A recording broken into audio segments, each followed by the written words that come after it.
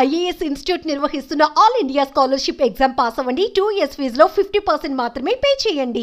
మోహన్ బాబు కుటుంబంలో జరుగుతున్నటువంటి వివాదం చూస్తే ఒక భారీ కమర్షియల్ యాక్షన్ సినిమాలో ఏ విధంగా అయితే ట్విస్టుల మీద ట్విస్టులు ఉంటాయో అలాంటి సన్నివేశాలే ఇక్కడ నడుస్తున్నాయి. గత 3 రోజుల నుంచి కూడా ఒక పెద్ద హైడ్రామానే నడుస్తుందని చెప్పాలి. అయితే నిన్న మరీ పీక్ చేరుకుంది.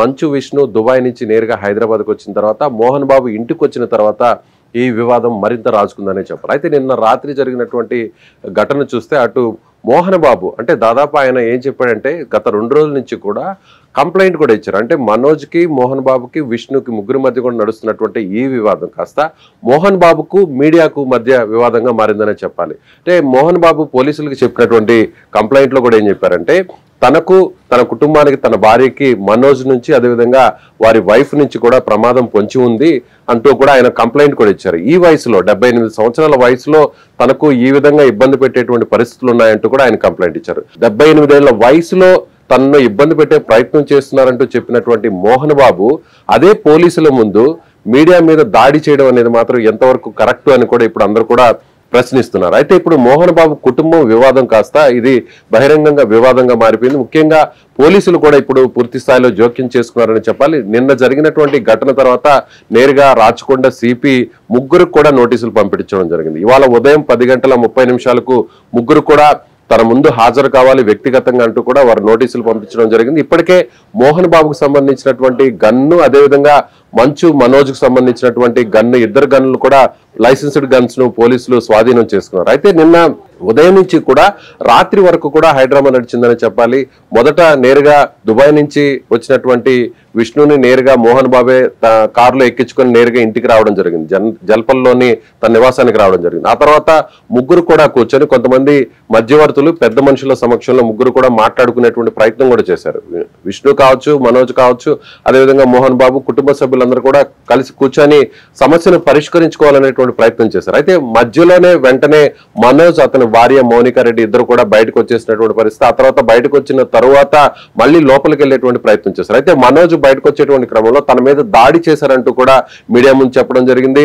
తాను ఆస్తుల కోసమో లేకపోతే వేరే డబ్బు కోసమో నేను ఈ పోరాటం చేయడం లేదు, తన పోరాటం అంతా కూడా ముఖ్యంగా తన కుటుంబం కోసం ఆత్మగౌరవం కోసం అంటూ కూడా మీడియా ముందు చెప్పడం జరిగింది. ఆ తర్వాత సాయంత్రం తిరిగి లోపలికి వెళ్ళేటువంటి ప్రయత్నం చేశారు. లోపలికి వెళ్ళే ప్రయత్నంలో కూడా తన మీద దాడి చేశారు. మనోజ్కి సంబంధించినటువంటి కొంతమంది బౌన్సర్లకి అదేవిధంగా విష్ణుకు సంబంధించినటువంటి బౌన్సర్లకి ఇద్దరి మధ్య కూడా ఘర్షణ జరిగింది. ఆ తర్వాత మనోజ్ విష్ణుకు సంబంధించినటువంటి బౌన్సర్లు తన మీద దాడి చేశారంటూ కూడా బయటకు వచ్చి మీడియా ముందు చెప్పడం జరిగింది. ఆ తర్వాత మళ్ళీ తిరిగి తన భార్యతో పాటు బయటకు వచ్చినటువంటి మనోజ్ మళ్ళీ తిరిగి లోపలికి వెళ్ళేటువంటి ప్రయత్నం చేయడం జరిగింది. అయితే అప్పటికే అక్కడ ఉన్నటువంటి సెక్యూరిటీ గేట్లు మూసివేయడంతో ఆ గేట్లను బద్దలు కొట్టుకొని లోపలికి వెళ్ళారు. అయితే మనోజ్ తో పాటు వెనకనే ఉన్నాడు. అప్పటికే అక్కడ ఉన్నటువంటి కవరేజ్ నిమిత్తం అక్కడే ఉన్నటువంటి మీడియా ప్రతినిధులు కెమెరామెన్లు నేరుగా మనోజ్ తో పాటు ఆ గేట్లు ఓపెన్ చేయగానే నేరుగా వారితో పాటు లోపలికి వెళ్ళారు. అయితే అక్కడే ఉన్నటువంటి మోహన్ బాబు సెక్యూరిటీ కావచ్చు, బౌన్సర్లు కావచ్చు, విష్ణు బౌన్సర్లు కావచ్చు మీడియాను అడ్డుకునేటువంటి ప్రయత్నం చేశారు. అక్కడ కొంతమంది మీడియా ప్రతినిధులు కూడా మోహన్ బాబుతో మాట్లాడేటువంటి ప్రయత్నం చేశారు. అయితే వెంటనే అక్కడ ఉన్నటువంటి మీడియా మైకును తీసుకొని మోహన్ బాబు ఒక ప్రతినిధి మీద ఒక జర్నలిస్ట్ మీద మైక్ తో దాడి చేసినటువంటి పరిస్థితి మనకు ఆ దృశ్యాలు కూడా చాలా స్పష్టంగా కనిపిస్తున్నాయి. ఇప్పుడు ఆ జర్నలిస్ట్ కి ఫ్రాక్చర్ అయినట్టుగా కూడా మనకి రిపోర్ట్స్ కూడా వచ్చాయి, హాస్పిటల్ రిపోర్ట్స్ కూడా వచ్చాయి. సో ఈ వివాదం కాస్త వెంటనే మరొక ప్రతినిధి మీద కూడా దాడి జరిగినటువంటి పరిస్థితి కూడా కనిపిస్తుంది. అయితే అక్కడికి లోపలికి వెళ్ళిన తర్వాత మీడియా మీద అక్కడ ఉన్నటువంటి బౌన్సర్లు సెక్యూరిటీ మళ్ళీ వారందరూ కూడా తోసుకుంటూ కొంతమంది కర్రలతో దాడి చేసి బయటకు వచ్చినటువంటి దృశ్యాలు కూడా ఇప్పుడు మనకి అక్కడ చాలా స్పష్టంగా కనిపిస్తున్నాయి. అయితే ఇప్పుడు పోలీసులు జోక్యం చేసుకున్నారు. వెంటనే ముగ్గురును కూడా తమ ముందుకు హాజరు కావాలని చెప్పని నోటీసులు ఇచ్చినటువంటి నేపథ్యంలో వెంటనే ఆ గొడవ జరిగిన తర్వాత మీడియా మీద అటాక్ జరిగిన తర్వాత వెంటనే మోహన్ బాబు అస్వస్థతకు గురయ్యారు. ఆయన అక్కడ నేరుగా ఆయన అనారోగ్యానికి గురయ్యారంటూ కూడా విష్ణు నేరుగా అక్కడి నుంచి సమీపంలో ఉన్నటువంటి గచ్చిబౌలిలోని ఒక కార్పొరేట్ హాస్పిటల్ కి తీసుకెళ్లినటువంటి పరిస్థితి. అయితే ఇప్పుడు మోహన్ బాబు పోలీసుల ముందు హాజరవుతారా లేదా? అదేవిధంగా మనోజ్ కూడా నిన్న మధ్యాహ్నమే తన భార్యతో కలిసి హైదరాబాద్ లోని అడిషనల్ డీజీని కూడా కలిశారు. తనకు సెక్యూరిటీని కల్పించాలని అదేవిధంగా తనకు ప్రాణ ముప్పు ఉంది అనేటువంటి కంప్లైంట్ కూడా ఇచ్చారు. అయితే ఇప్పుడు పోలీసులు ఏం చేయబోతున్నారు? ముఖ్యంగా మీడియా మీద దాడి జరిగింది. ఇది కుటుంబం మధ్య అంటే నలుగురు మధ్య కుటుంబం 4 గోడల మధ్య జరగాల్సినటువంటి ఈ పంచాయతీ కాస్త ఇప్పుడు రోడ్డు మీదకి రావడంతో ఆ తర్వాత ఇది ఘర్షణగా మారడం దాడులు కూడా జరగడంతో ఇప్పుడు పోలీసులు అయితే జోక్యం చేసుకున్నారని చెప్పాలి. అయితే ఇప్పుడు మోహన్ బాబు పోలీసుల ముందు హాజరవుతారా, లేదంటే హాస్పిటల్లో ఆయన అడ్మిట్ అయ్యారు కాబట్టి ఆల్రెడీ ఆయన మీద పోలీస్ కేసు కూడా నమోదైంది కాబట్టి, అంటే సెక్షన్ 118 ప్రకారం కూడా పోలీసులు కేసును నమోదు చేశారు.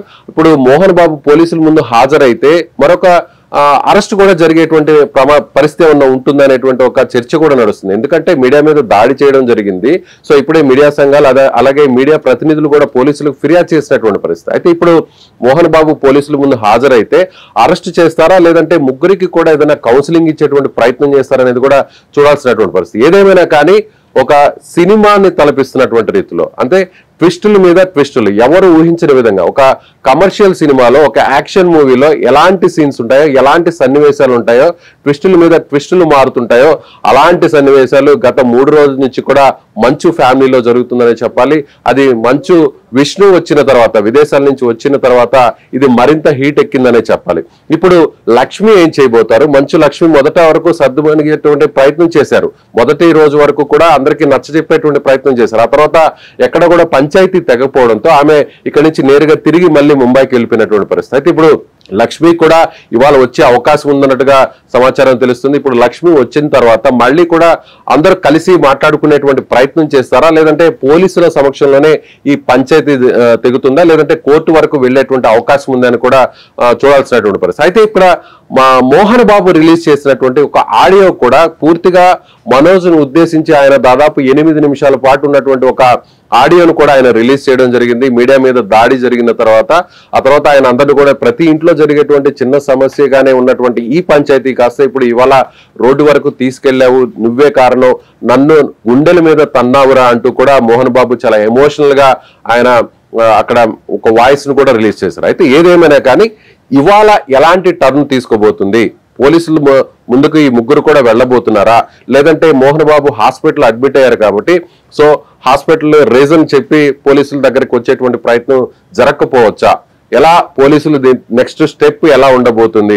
అదేవిధంగా మీడియా సంఘాలు కూడా, జర్నలిస్టులు అందరూ కూడా ఆందోళనకు దిగుతున్నారు. ఇవాళ కూడా ఆందోళన చేసేటువంటి పరిస్థితి కనిపిస్తుంది. సో ఇప్పుడు ఈ ఎపిసోడ్ ఏ టర్న్ తీసుకుంటుంది అనేటువంటి ఒక ఆసక్తి అయితే మాత్రం ఉందనే చెప్పాలి.